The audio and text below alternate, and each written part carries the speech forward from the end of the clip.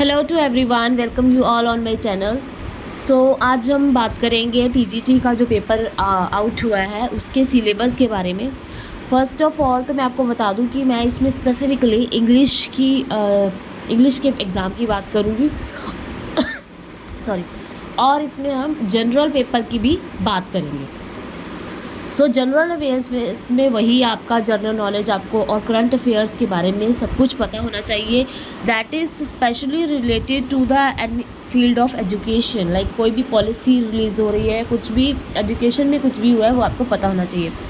Reasoning ability में वही आपके जो आप किसी भी चैनल से देखेंगे तो पजल, सिटिंग अरेंजमेंट आप स्पेसिफिक डाल के जो है ये निकाल सकते हैं। बहुत से चैनल्स पे अवेलेबल रहता है फ्री में, आप अपनी तैयारी वहाँ से बहुत अच्छे से कर सकते हैं। Okay, Venn diagram, blood relation, sequence, series, direction, assertion, और इसमें statement based question very important होते हैं, डाटा सफिशिएंसी, इनइक्वालिटी। ओके, फिर आईसीटी, इसके बारे में भी बहुत से चैनल्स पे फ्री में ही आपको सब कुछ मिल जाएगा। ऐसा कुछ भी नहीं है कि नहीं मिलेगा। अगर नहीं मिलता है तो लूसेंट की जो है आपकी पीडीएफ ऑनलाइन अवेलेबल रहती है चैनल्स पे, तो आप वहाँ से भी अपनी तैयारी बहुत अच्छे से कर सकते हैं। नेक्स्ट, टीचिंग एप्टीट्यूड के लिए भी आपको बहुत से चैनल्स मिल जाएंगे। ऐसा कुछ नहीं है कि आपको बहुत ही कुछ कोर्स स्पेसिफिकली परचेज करना पड़ेगा। ओके, इसमें भी teaching learning aids, teaching nature, characteristic, objective, requirement, learners characteristic, factor affecting teaching, ये टीचिंग का एक बहुत ही माइनर सा पार्ट है और ये बहुत से चैनल्स पे आपको कवर्ड मिल जाएगा। इसके लिए भी आपको कुछ भी ऐसे स्पेसिफिकली खरीदने की ज़रूरत नहीं है, आई थिंक सो। फिर एनईपी, ये भी कवर्ड रहता है सभी चैनल्स पे। Experience, activity based pedagogy, activity based pedagogy like कि जैसे कि फील्ड ट्रिप। ओके, सो इस तरह से ये एक्टिविटीज़ रहती हैं, फील्ड ट्रिप एंड जो है साइंटिफिक लर्निंग। सो इस तरह से इसमें केस स्टडी, हाइपोथेटिकल स्टडी, ये सब भी होता है इसमें कवर्ड। आप एक बार सर्च करेंगे गूगल पे, आप टॉपिक्स नोट कर लीजिए, फिर उनको आप यूट्यूब पे देखिए, आपका ये पार्ट कवर हो जाएगा। ओके, फिर है खेलो India, fit India and other similar programmes. तो कोई भी ऐसा प्रोग्राम जो गवर्नमेंट ऑफ इंडिया की तरफ से किया गया है स्पेशली फॉर दी जो ट्राइबल पीपल्स हैं, उनके लिए अगर कुछ गवर्नमेंट ने इनिशिएटिव लिया है, जैसे कि झारखंड या किसी और स्टेट में भी लिया है, तो वो भी आपके लिए इम्पॉर्टेंट रहेगा। जनरल इंडिया, हिंदी में आपको हिंदी में वही संधि, समास, विलोम, प्रायवाची, सामान्य, अशुद्धियाँ जो होती हैं, एक शब्द, मुहावरे, लोकोक्तियाँ, इसको आपको ऐसे एज इट इज़ पढ़ना पड़ेगा। इस पर आपको आई थिंक मिल जाएगा सिलेबस, और लेकिन इसके लिए आपको जो है जो +2 तक की बुक्स हैं आप फॉलो करेंगे उसको, तो आपका काम बहुत अच्छे से चल जाएगा। देन जनरल इंग्लिश में आपके tense, voice, subject, verb, agreement, article, comprehension, filling the blanks, error, reasoning, arrangement, unseen passage, vocabulary, antonyms, synonym, grammar, idioms and phrases. ये भी जो है बहुत से चैनल्स पे ऐसे अवेलेबल रहता है, जो टीचर्स रहते हैं अनअकैडमी पे या किसी भी और प्लेटफॉर्म पे पढ़ाते हैं, तो उन्होंने ये कवर करवाए होते हैं कहीं ना कहीं। ये भी आप यूट्यूब से कवर कर सकते हैं। तो अब आ जाते हैं अपने स्पेसिफिक सब्जेक्ट इंग्लिश की तरफ। तो इंग्लिश का सबसे पहले मैं आपको डी सेक्शन की तरफ ले चलती हूँ। तो डी सेक्शन का वही सिलेबस है जो हमने अपने पीजीटी में देखा था। इसमें मैं बता दूं आपको कि मैंने इसमें इंडियन राइटिंग की एक सीरीज़ शुरू की है, जिसमें मैंने आर.के. नारायण, मुल्क राज, खुशवंत सिंह और काफ़ी और भी राइटर एक्सेट्रा है ना। तो और ये नहीं है कि जो लिखा है वही आएगा, तो बहुत से और भी राइटर आएंगे। तो मैंने काफ़ी राइटर्स को जो है मतलब अपने चैनल की प्लेलिस्ट में जाके देखेंगे तो वहाँ पे आपको इंडियन राइटिंग की एक प्लेलिस्ट मिलेगी, वहाँ पर मैंने इनको कवर करवा रही हूँ। अनीता देसाई भी कवर्ड है हमारा।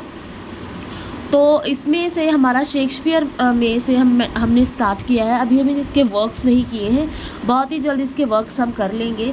उसके बाद में हम रोमांटिक पीरियड को शुरू करेंगे। ओके, सो ये देखिए, modern writing in English from different part of the word. तो इसमें कुछ डिफरेंट पार्ट्स का भी पढ़ेंगे, लेकिन मैं आपको बता दूं कि रोमांटिक पीरियड में जितने भी रोमांटिक पीरियड के राइटर्स हुए हैं, फॉर एग्जांपल ब्लेक से शुरू हो जाता है। ब्लेक, कीट्स, शेली, वर्ड्सवर्थ, कॉलरिज, बायरन, अपने जो गोल्डस्मिथ एंड ऑल।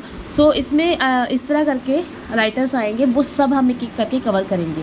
19th और 20th सेंचुरी की अमेरिकन एंड इंग्लिश लिटरेचर में Robert Frost, Hemingway, Ted Hughes, Whitman, Hawthorne, Emily Dickinson, Bernard Shaw, so इस तरह इनको भी हम कवर कर लेंगे।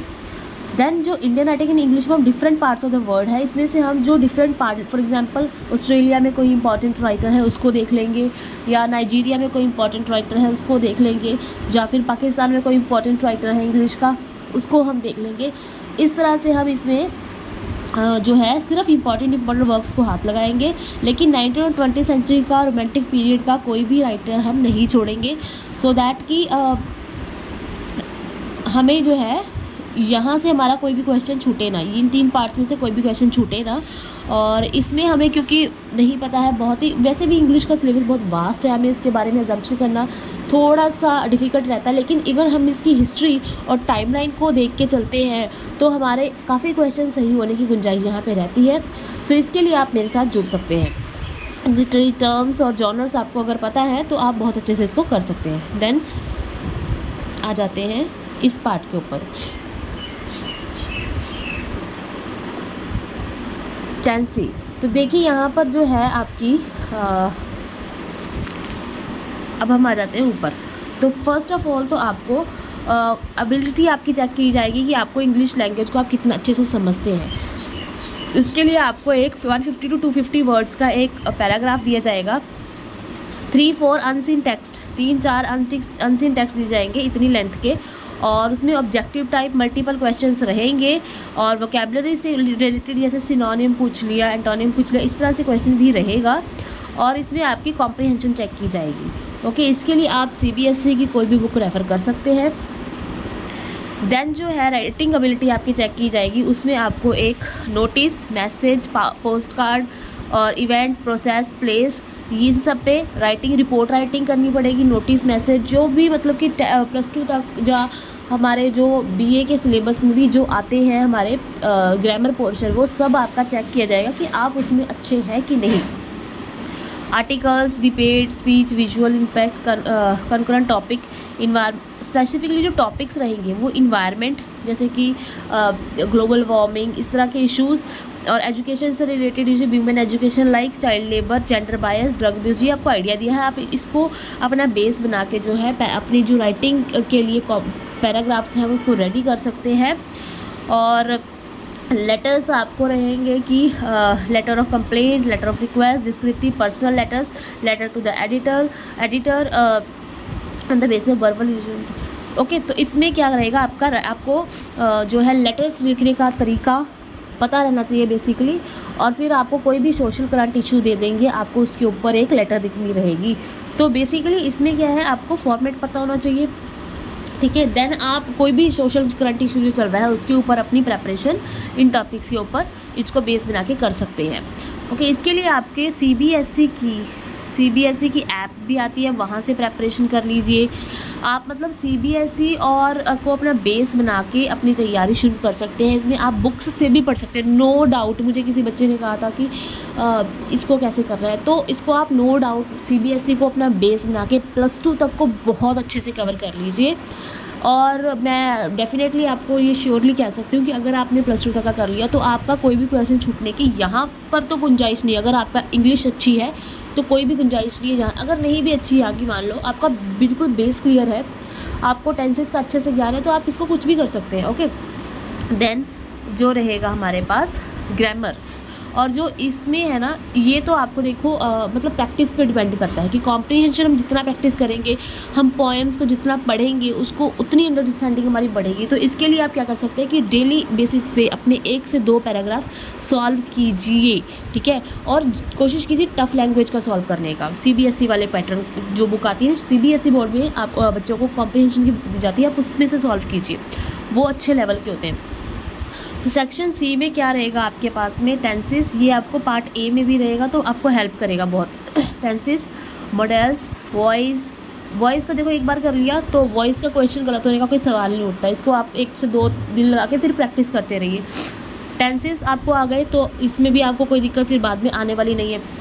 मॉडल्स में थोड़ी बच्चों को प्रॉब्लम रहती है, लेकिन एक बार आपने इसको 3-4 दिन लगा के करते हैं, फिर प्रैक्टिस करते रहिए, ये भी आपका क्लियर हो जाएगा। फिर subject, verb, concord, connectors, clauses, parts of speech, इसमें आपको आइडेंटिफिकेशन बेस्ड क्वेश्चन भी आ सकता है, punctuation mark, sequencing to form a coherent. अच्छा, इसमें सीक्वेंस लगाना रहता है, जैसे कि आपको 2-3 लाइनें दे दी, उसको आपको अरेंज करना है।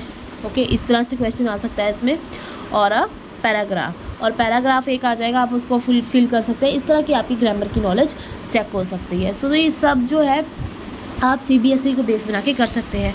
और सेक्शन D की तैयारी आप मेरे साथ कर सकते हैं। रोमांटिक इंडियन राइटिंग मैं कंप्लीट करवा रही हूँ, और भी राइटर्स जो इम्पॉर्टेंट है वो भी मैं कवर करवा दूँगी आपको। तो शेक्सपियर के सबसे पहले अब मेरा टारगेट रहेगा कि हम जो है शेक्सपियर के सभी वर्क्स को एक बार 5-6 दिन लगाकर, जो भी बनता है उसको, या 3-4 दिन लगाकर, मतलब इसमें क्या है ना कि मैं आपको सभी वर्क्स इसके जो है करवाने की, इसकी सभी इंपॉर्टेंट इन्फॉर्मेशन प्रोवाइड करने की कोशिश करूँगी। और फिर हम अपना रोमांटिक पीरियड शुरू करेंगे, ठीक है। देन इसका इम्पॉर्टेंट राइटर एक वीक में कोई भी एक इम्पॉर्टेंट राइटर हम इसको कर लिया करेंगे साथ के साथ, ताकि इसमें से भी हमारा कवर होता रहे। सो थैंक फॉर वॉचिंग, जुड़े रहिए हमारे साथ, कीप शेयर और subscribe my channel, hit the like button, and thank you for watching.